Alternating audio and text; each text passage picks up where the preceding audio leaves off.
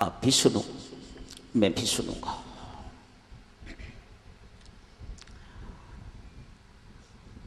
महात्मा गांधी कहते हैं,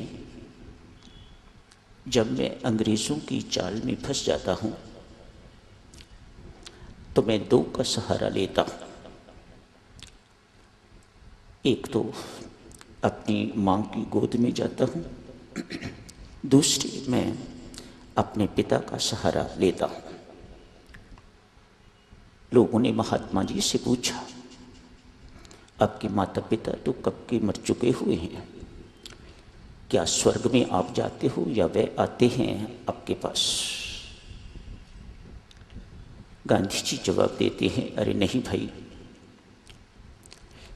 जब मैं इस ब्रिटिश सरकार की चाल में फंस जाता हूँ तो मैं गीता माँ की गोद में जाता हूँ। आज माँ अपने दरबार में बिठा के तो अपनी ही चर्चा कर रही हैं, गीता माँ की चर्चा। जिस वक्त मैं बलहीन अपने आप को निर्बल मानता हूँ, लगता है मेरे अंदर ताकत नहीं रही, एग्जॉस्ट हो जाता हूँ, तो मैं पिता की गोद में जाता हूँ और मेरे पिता हैं राम नाम।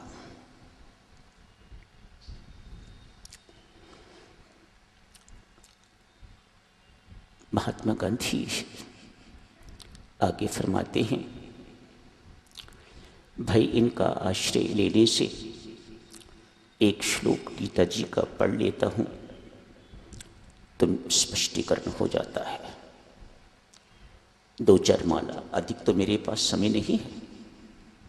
स्वामी जी महाराज ने, स्वामी सत्यानंद जी ने महात्मा गांधी से कहा था, गांधी तेरा राम नाम पर विश्वास तो बहुत है पर तू नियम पूर्वक जपता नहीं। गांधी जी ने स्वामी जी के सामने प्रण किया था, स्वामी जी आगे से नियम पूर्वक जपूंगा। तो स्वामी जी ने अपनी माला महात्मा गांधी को दी थी। वही माला उस वक्त जिस वक्त गोली लगी है उनके हाथ में थी।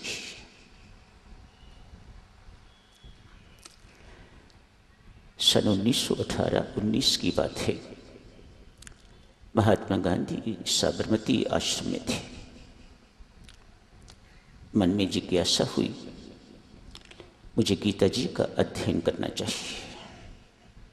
वह हिंदू ही क्या जिसने गीता जी एवं रामायण जी का स्वाध्याय नहीं किया। वे तो पक्के हिंदू थे, देशभक्त थे। इसलिए मन में विचार आया कि मुझे गीता जी मूल ग्रंथ जो संस्कृत में है उसका अध्ययन करना चाहिए, पर मुझे संस्कृत आती नहीं। चर्चा का विषय बन गया, किनको आचार्य नियुक्त किया जाए गांधी जी को पढ़ाने के लिए। विनोबा जी ने इनको गीता जी पढ़ाने के लिए स्वीकृति दी थी, शर्त रखी, गांधी मैं तुम्हें गीता जी पढ़ाऊंगा, एक शर्त पर, कभी नागा नहीं करना, नियमित रूप से क्लासेस में आते रहना। गांधी जी एग्रीड, ठीक है विनोबा जी, ऐसे ही होगा। विनोबा जी ने पढ़ाना शुरू कर दिया। प्रथम अध्याय समाप्त हुआ। बड़ी अच्छी तरह से गांधी जी ने पढ़ा, समझा। युद्ध की तैयारी है, अर्जुन विषाद में चला गया है। दूसरे अध्याय में उसने शिष्यत्व स्वीकार कर लिया है, भगवान को गुरु मान लिया है, स्वयं शिष्य बन गया है। तभी इसी संबंध से ज्ञान का प्रवाह होता है, बहन भाई में नहीं होता। ये शास्त्र का सिद्धांत है। गुरु स्वीकार किया तो अब ज्ञान मिलेगा। 100 श्लोक गीता जी के पूरे हो गए हैं। गांधी जी ने एक बार भी नागा नहीं किया, रोज क्लास में एक अच्छे शिष्य की तरह जाते हैं। 100 श्लोक पूरे हुए, स्थित प्रज्ञ के लक्षण शुरू हुए। पहला लक्षण, जो सर्व कामनाओं का, सब कामनाओं का त्याग कर देता है, अपने आप में भीतर संतुष्ट रहता है, जिसे आत्म संतोष है, ऐसे व्यक्ति की प्रज्ञा स्थिर प्रज्ञा, ऐसे को स्थिरमति कहा जाता है।